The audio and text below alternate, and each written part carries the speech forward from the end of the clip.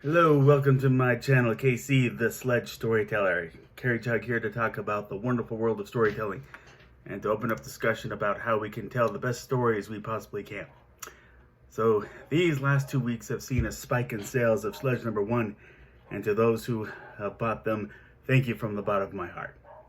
But last week we talked about the superhero golden age, and today we continue with the silver age. And just like what I did with the Golden Age, this is more than a history lesson, but also what we can creatively learn from it, the Silver Age.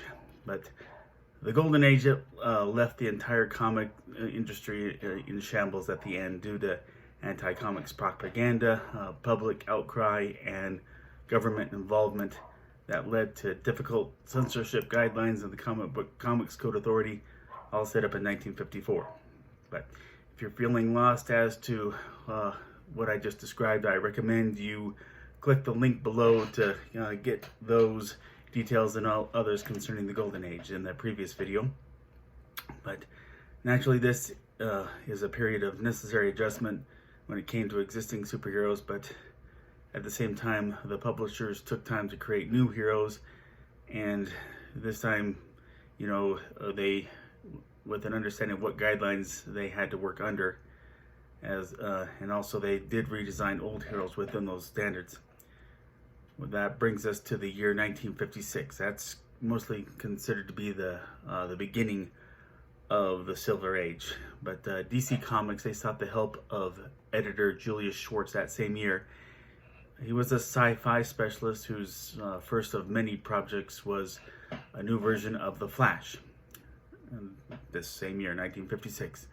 The Golden Age Flash, Jay Garrick, he wore a winged helmet, red jersey-like shirt with a lightning bolt on the chest, blue pants with lightning bolts down the outer pant legs like the lining, and red boots. But the new Flash, Barry Allen, he wears the familiar all-red outfit you see Grant Gustin essentially wear in the Flash series on the CW.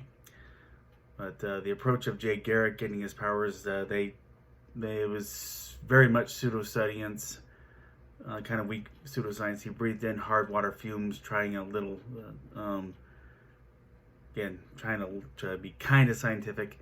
But the new Flash's origin took one more step toward plausibility when Barry Allen, while working as a forensic scientist, had lightning strike a shelf of chemicals, and that combination empowered him with superhuman speed.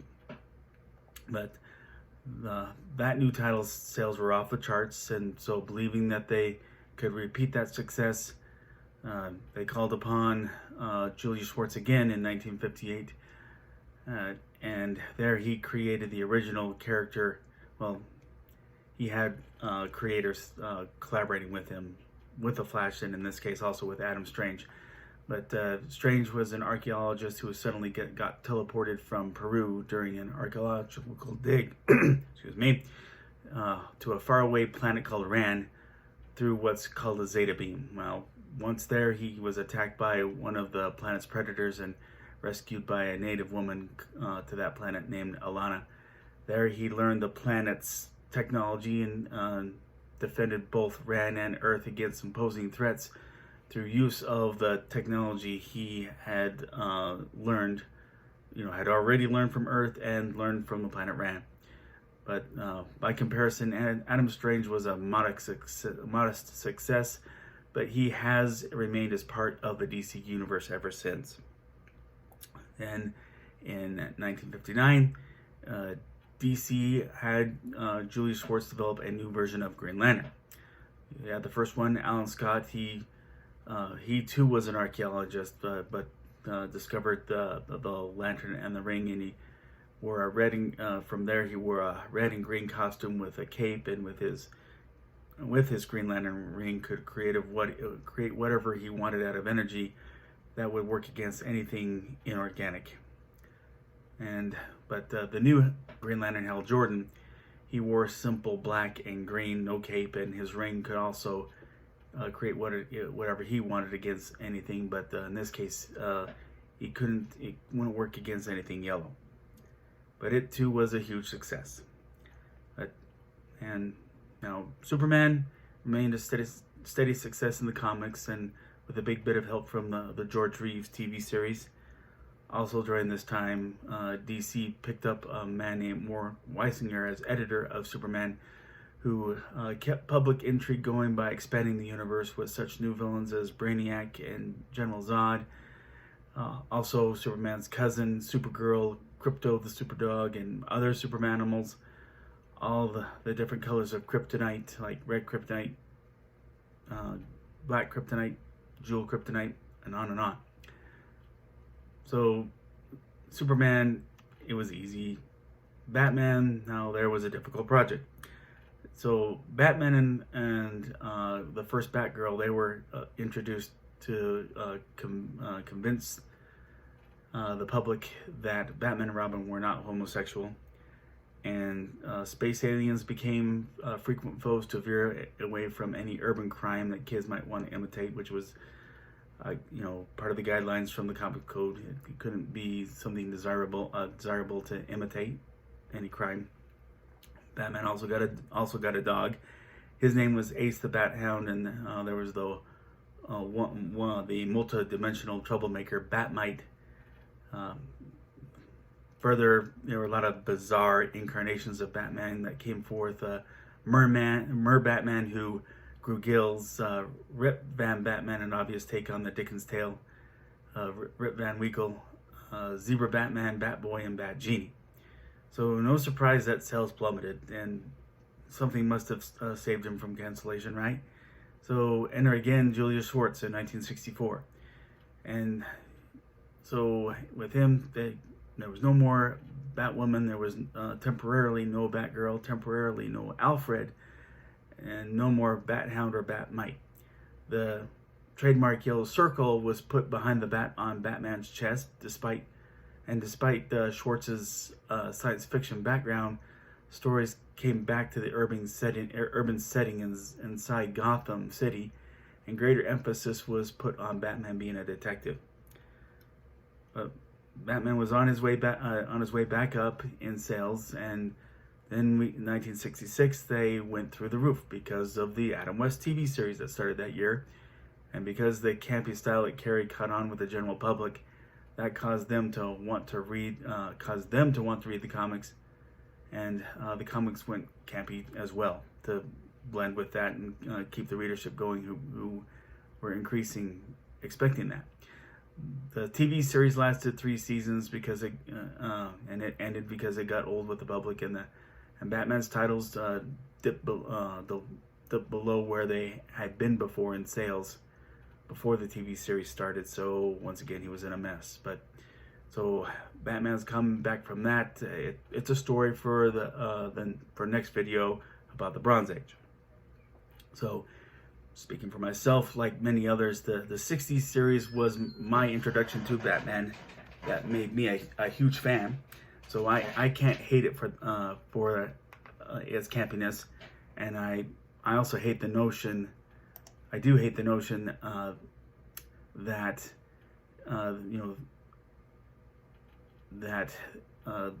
superheroes' reputation suffered greatly as a direct result of it. I blame the general public for judging a genre on the basis of just one source. And I get the idea that there is a lot of love for the series among Batman writers and artists who have paid homage to it, most notably Jeff Lowe. I remember participating on the DC message board on their website, and he made quite a few posts here and there, but he would always end to the bat poles with his ending catchphrase. It's also worth mentioning that the second Batgirl was created for this series and was put into the comics and has been an enduring character in the comics. But the last DC success worth mentioning for the Silver Age is the Justice League of America, where they put together all of the major DC superheroes as a team, giving readers the satisfaction of knowing for certain that their favorite heroes were together as part of the same universe. So yeah, I've talked a lot about DC Comics, and many who are well read on the Silver Age will tell you want to will declare that the Silver Age belonged to Marvel Comics, as they finally became known as Marvel Comics, because during like the 50s, the name that they came up from after being Timely Comics was Atlas Comics. But Marvel went the first few years of the Silver Age with a couple of failed attempts to revive Captain America, and virtually no other superheroes came forth. But they had monster morality tales, romances, and westerns going on during that time. But finally, the big decision was made by Mr. Big at Marvel, Martin Goodman, in 1961. He told Stan Lee of the success he was told of by either Jack Leibowitz or Irwin Donnerfield of executives at DC. They were at a golf game and told him about the success of the Justice League of America comic. And Goodman told Stan Lee to come up with their superhero team. And it's interesting to learn of where Stan Lee stood at this point in his career. He had been writing comics, but also had been writing teleplays for TV. He didn't see comics as his main job, and at that point, he wasn't sure if he wanted to stay with comics. But his wife challenged him to go all out in writing the kind of story he has always wanted to. And if it didn't work out, he'd get fired when he was already thinking of quitting. So that's when he came up with the Fantastic Four and took on the now much heralded artist Jack Kirby, and many of the other titles Stan brought about were drawn by Jack Kirby. Not as easy now to believe it was a huge success when they debuted as a comic as compared to their movies. But the winning formula was making a concerted effort to make the heroes more relatable to the public. And where that becomes obvious is as you read the very first Fantastic Four comic. At the story's beginning, Reed Richards, also known as Mr. Fantastic, he's in his New York City office, while the Invisible Girl, Sue Storm, waits on the curb for a taxi cab. Her brother, Johnny Storm, the Human Torch, is working on his car in the garage. And Ben Grimm, also known as The Thing, he's at a menswear clothing store, venting his frustration over there being nothing that will fit him. So there they established that these guys, they have their own issues that we all identify with. And then you get the origin story of the space mission that takes their ship into a cosmic storm that gives them each of them a unique superpower. But one other thing, that was good in the Fantastic Four was their working together wouldn't have them agreeing at every point when a strategic decision had to be made.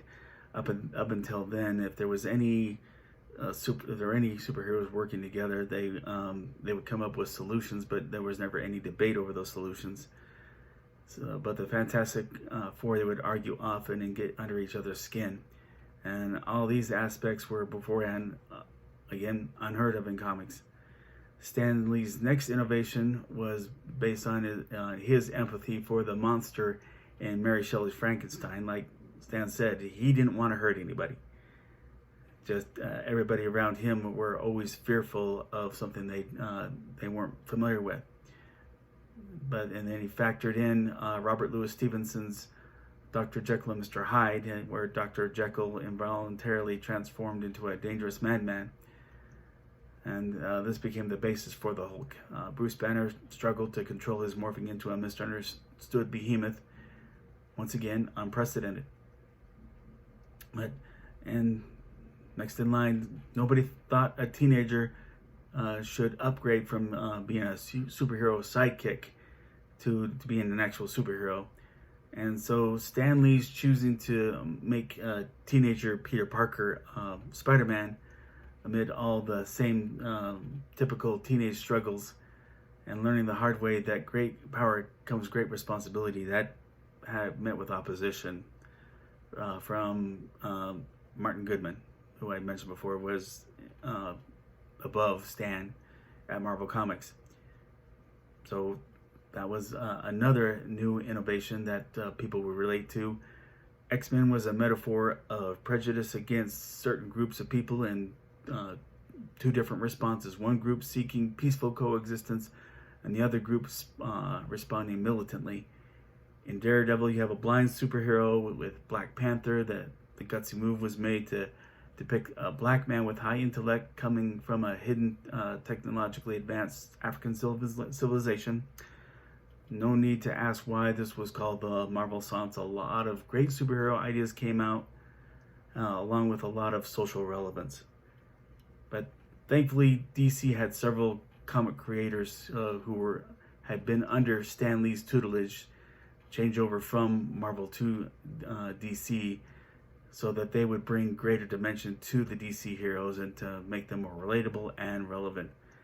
And that's another theme for the Bronze Age, and I will generalize on the consensus of it beginning in the 1970s.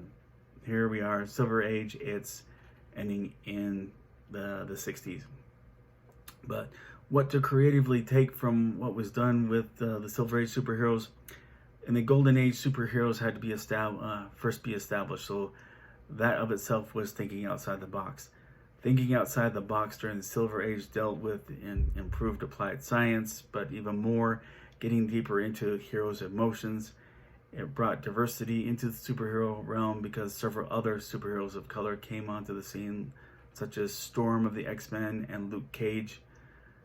But as I learned more about the Silver Age myself, and while developing Sledge as a character, I had to think about where he stood in society, what emotional vulnerabilities he had, and what am I doing to make sure the audience is, at least if not more, interested in Carl Eisenberg than in Sledge.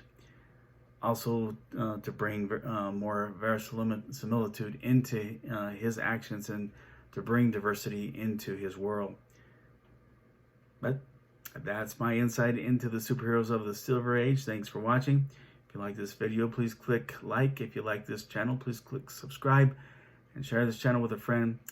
The invitation remains open to purchase Sledge #1 if you haven't already. Just click that link below.